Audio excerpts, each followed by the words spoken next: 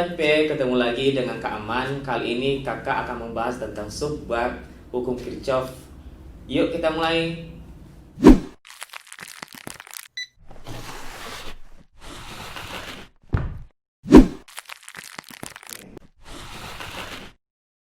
Hukum Kirchhoff ini itu ditemukan oleh Gustav Robert Kirchhoff, berbahasa Jerman. Nah, dia di sini dia menemukan dua buah hukum. Nanti kita bahas ada dua di sini. Yang pertama adalah hukum pertama Kirchhoff dan hukum kedua Kirchhoff. Nah, yang pertama dulu kita bahas dulu deh tentang hukum Kirchhoff yang pertama. Nah, misalkan di sini deh di dalam suatu rangkaian ada suatu arus yang mengalir di sini sebagai arus I1 dengan arus I2 mengalir dan bertemu pada titik percabangan ini dan keluar dengan arus I3 dan arus I4. Nah, menurut si Kirchhoff di sini deh, jumlah arus yang ada di sini berarti I1 dengan I2 ini akan sama dengan yang keluar ini berarti arus I3 dengan arus I4. Atau nanti ini deh bisa nanti kita rumuskan dengan persamaan jumlah arus yang masuk sama dengan jumlah arus yang keluar. Atau nanti ini deh kalau nanti gini kita jabarkan, yang masuk itu adalah I1 dengan I2 dan yang keluar itu adalah I3 dengan I4. Sehingga di sini bisa kita buat menjadi I1 ditambah I2 sama dengan I3 ditambahkan dengan I4. Nah, ini nantilah deh rumus yang kita gunakan untuk mengerjakan hukum Kirchhoff yang pertama. Oke, ini tentang rumusnya. Sekarang ayo kita masuk ke contoh soalnya. Nah, sekarang kita masuk ke soal kita. Nah, di soal kita ini dia katanya, pada rangkaian berikut tentukan besar arus yang masuk ke I3. Berarti arus yang masuk ke I3 ini ya. Nah, sekarang deh kita perhatikan deh pada rangkaian kita ini deh. Perhatikan tanda panah di sini dan juga yang ketiga ini deh. Nah, kalau tanda panah yang ini dia masuk ke titik percabangan ini kan deh. Sedangkan arus I2, I3 dan I4 dia keluar pada titik percabangan ini. Nah, berdasarkan tadi hukum Kirchhoff tadi yang pertama, katanya tadi gande adalah jumlah arus yang masuk pada titik percabangan sama dengan jumlah arus yang keluar pada titik percabangan itu. Sehingga nanti di sini besar arus I1 sama dengan besar jumlah arus I2 dijumlahkan dengan arus I3 dan arus I4. Atau nanti ini kita dapatkan menjadi 7 ampere sama dengan 2 ampere ditambahkan dengan arus I3 ditambahkan dengan 3 ampere. Nah, 2 ampere tambah 3 ampere kan sama dengan 5 ampere. Sehingga di sini kita dapatkan lagi 7 ampere sama dengan 5 ampere ditambahkan dengan I3. Kemudian deh pindahkan 5 ampere ke sebelah kiri. Maka nanti ini kita dapatkan menjadi 7 ampere dikurangi dengan 5 ampere sama dengan I3. Atau nanti ini kita dapatkan jadinya I3 itu sama dengan 2 ampere. Nah, inilah deh contoh hukum Kirchhoff yang pertama. Nah, sekarang kita masuk ke hukum Kirchhoff yang kedua. Nah, sekarang kita masuk ke hukum Kirchhoff yang kedua. Nah, menurut si Kirchhoff deh, di dalam suatu rangkaian tertutup seperti pada gambar kita ini, ini semua rangkaian tertutup.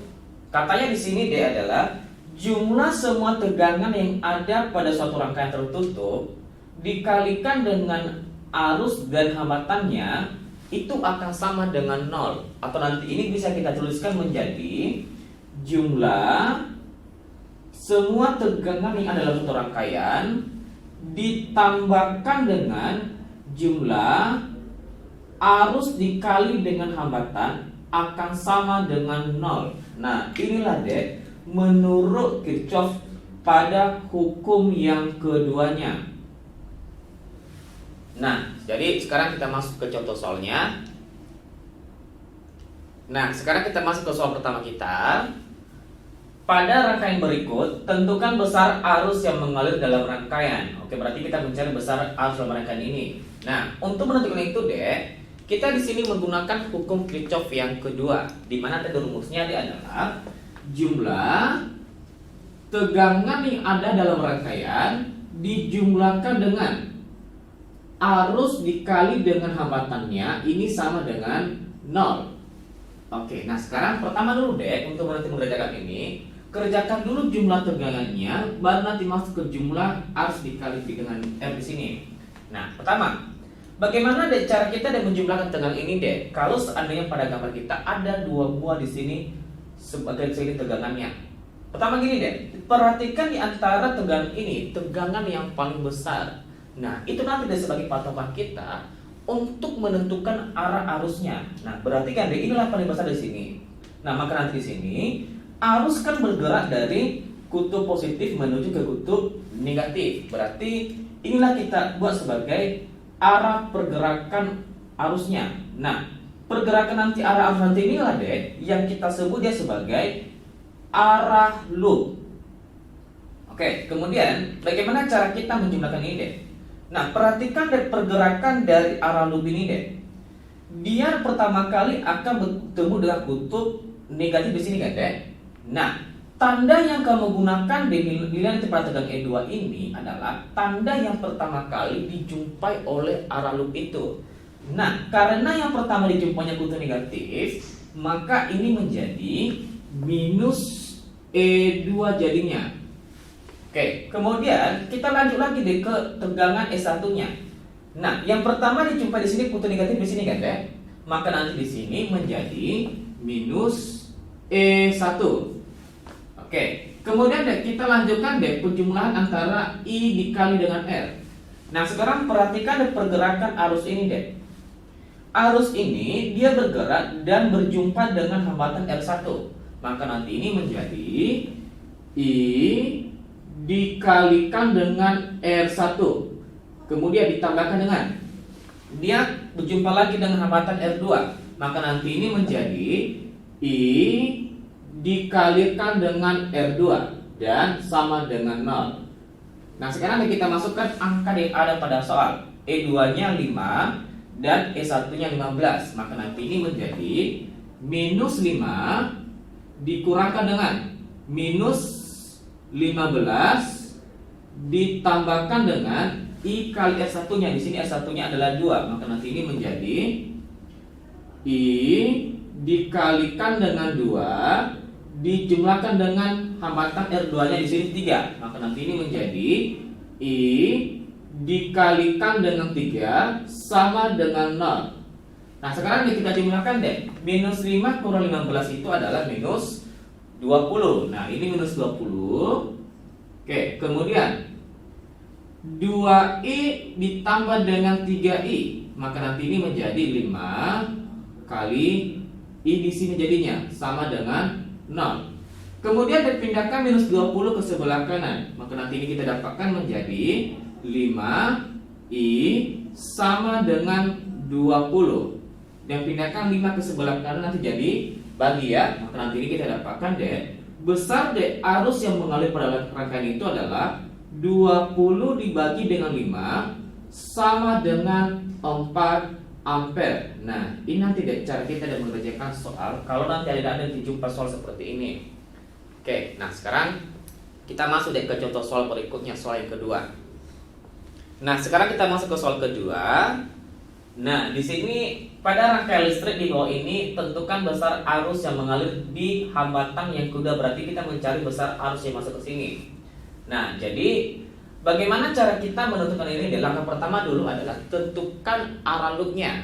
Nah, pertama dulu tentukan arah loop di bagian nanti ini, baru tentukan pada sisi bagian ini. Nah, jadi kalau kita menentukan di arah loop bagian ini, anggap sebelah ini dulu tidak ada. Berarti cuma ada E1, R2 dan R1. Oke, maka nanti kan deh arah loop itu ada dari mana? Dari kutub positif dia menuju ke kutub negatif. Nah, ini kita sebut sebagai loop yang pertama. Oke, kemudian kita anggaplah deh arus yang bergerak ke sini ini sebagai arus I1. Oke, kemudian kita lanjut ke bagian yang sebelah ini. Jadi kalau kita bahas yang ini, kita anggap dulu bagian ini tidak ada. Berarti cuma ada E2 dengan R2. Dan loopnya juga bergerak dari mana? Dari kutub positif menuju ke kutub negatif. Nah, kita anggaplah ini sebagai loop yang kedua. Dan arus yang bergerak di sini kita anggap sebagai arus I2. Nah, arus I1 dan I2 nanti ini kan mereka akan bertemu pada titik percabangan ini dan masuk ke rangkaian ini. Nah, kita anggap inilah sebagai arus I3 ya. Nah, menurut hukum Kirchhoff yang pertama tadi, bahwa besar arus yang masuk ke titik percabangan sama dengan arus yang keluar pada titik percabangan itu. Maka nanti ini bisa kita tuliskan menjadi arus I1 ditambahkan dengan arus I2 sama dengan arus I3 ini jadinya. Oke. Setelah selesai itu sekarang kita masuk ke hukum Kirchhoff yang kedua.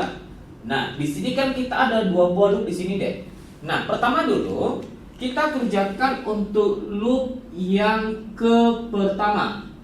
Nah, di mana tadi rumusnya adalah jumlah tegangan yang ada dalam rangkaian ditambahkan dengan jumlah arus dikali dengan hambatannya akan sama dengan 0. Nah, pertama dulu kita bahas dulu jumlah tegangannya. Pada soal kita ini kan atau pada gambar kita ini cuma ada E1 pada loop yang pertama. Nah, sekarang perhatikan pergerakan loopnya Loop ini dia bergerak ke sini dan dia bertemu dengan kutub negatif. Maka nanti ini kita pada menjadi minus E1. Nah, baru kita tambahkan dengan I kali R. Nah, arus I1 ini dia masuk ke titik percabangan ini nanti berganti menjadi I3. Nah, I3 inilah kamu kalikan dengan R2-nya. Atau nanti ini kita menjadi I3 dikalikan dengan R2. Nah, ditambahkan dengan untuk yang R1 ini Nah, sekarang arus apa yang kita gunakan di sini nanti di sini.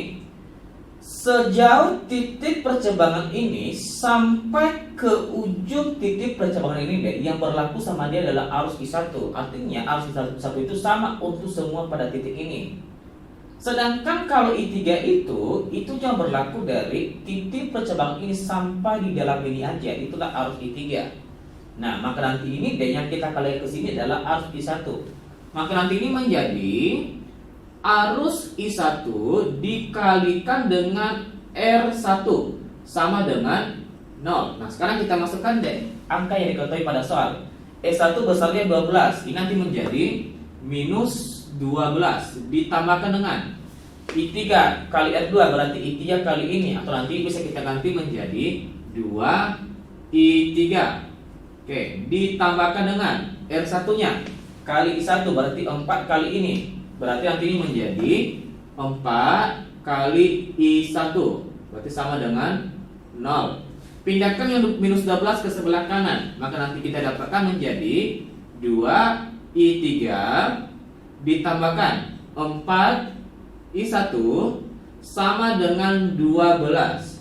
Nah, supaya lebih menyerahkan ini kita bagi-bagi ini dua Maka nanti ini menjadi I3 ditambahkan dengan 2I1 sama dengan 6. Nah, ini tadi I3 itu dia sama dengan ini kan artinya nilai ini kita ganti seperti ini Maka nanti ini menjadi I1 ditambahkan dengan I2 untuk si I3-nya ya, baru dijumlah lagi dengan 2I1 sama dengan 6. Nah, jumlahkan I1 dengan 2I1 ini maka nanti ini menjadi 3I1 ditambahkan dengan I2 sama dengan 6. Nah, anggaplah ini sebagai persamaan yang pertama. Oke ya. Nah, setelah kita dapat persamaan pertama ini sekarang kita lanjut ke persamaan yang keduanya.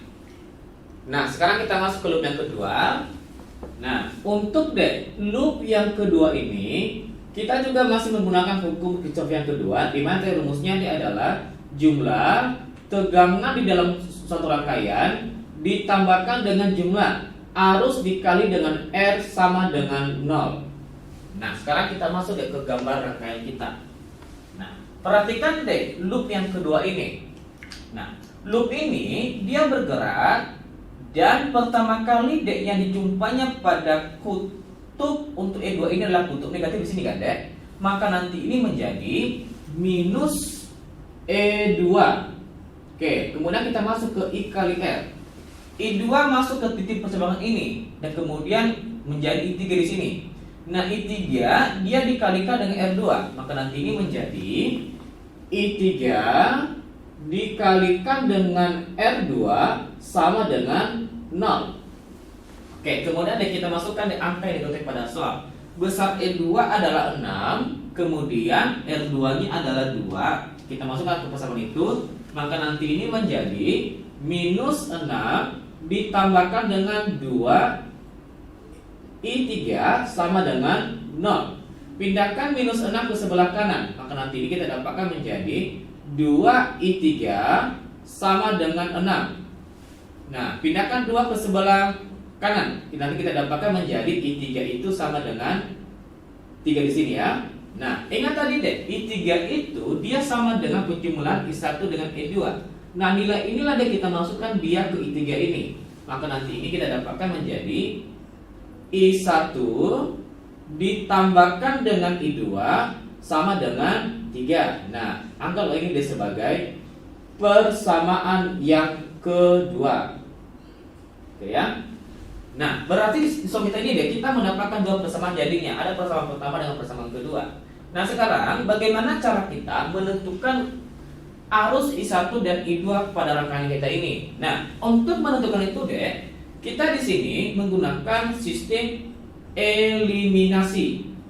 Berarti eliminasikan persamaan yang pertama dan juga di sini persamaan yang kedua. Nah, oke, kita masukkan dulu persamaan yang pertama deh. Nah, di sini besarnya adalah 3 I1 ditambahkan dengan I2 sama dengan 6. Sedangkan untuk yang keduanya dia adalah I1 ditambahkan dengan I2 sama dengan 3. Nah, siapa ada yang gampang untuk pertama kali kita eliminasi di sini? Berarti kan I2 dulu di sini ya. Nah, berarti untuk menghilangkan I2 ini caranya adalah kita kurangkan 3I1 kurang I1 kita dapatkan di sini menjadi 2I1. Nah, ditambahkan dengan I2 dikurang dengan I2 nanti ini menjadi 0. Oke, sama dengan 6 dikurang 3 ini jadi 3. Nah, 2I1 tambah 0 adalah tetap 2I1 sini ya, Dek. Nah, maka nanti kita dapatkan I1 itu sama dengan 3 dibagi dengan 2 ini, atau ini nanti menjadi 1,5 ampere. Ini nanti besar untuk I1. Nah, sekarang bagaimana cara kita menentukan arus I2? Nah, untuk dia menentukan arus I2 itu, kita tinggal memilih apakah persamaan yang kedua ini atau yang pertama ini. Nah, misalnya gini deh, kita pilih misalkan persamaan yang kedua ini. Nah, berarti kita masukkan nilai ini ke nilai ini deh. Berarti ke I1 ini ya. Maka nanti ini kita dapatkan I1 ditambahkan dengan I2, ini kan sama dengan 3. Ganti I1 menjadi ini, maka nanti ini menjadi 1,5 ditambah dengan I2 sama dengan 3. Pindahkan 1,5 ke sebelah kanan, maka nanti ini kita dapatkan menjadi I2 sama dengan 3 dikurangkan dengan 1,5, atau kita dapatkan juga jawabannya adalah 1,5 ampere. Inilah arus untuk I2. Oke, nah kita udah menentukan D besar arus I1 dengan arus I2. Nah, yang dibahas pada soal kita ini D adalah menentukan berapa besar arus yang masuk ke R2, berarti arus I3 kan D. Nah, ingat tadi arus I3 itu adalah merupakan penjumlahan antara arus I1 tambah arus I2. Maka nanti ini deh kita dapatkan besar arus I3 itu sama dengan I1 ditambahkan dengan I2, atau nanti sama dengan 1,5 ditambah dengan 1,5. Jawabannya di sini deh adalah 3 ampere. Nah, ini nanti ada cara kita mengerjakan soal nomor 2. Mudah bukan?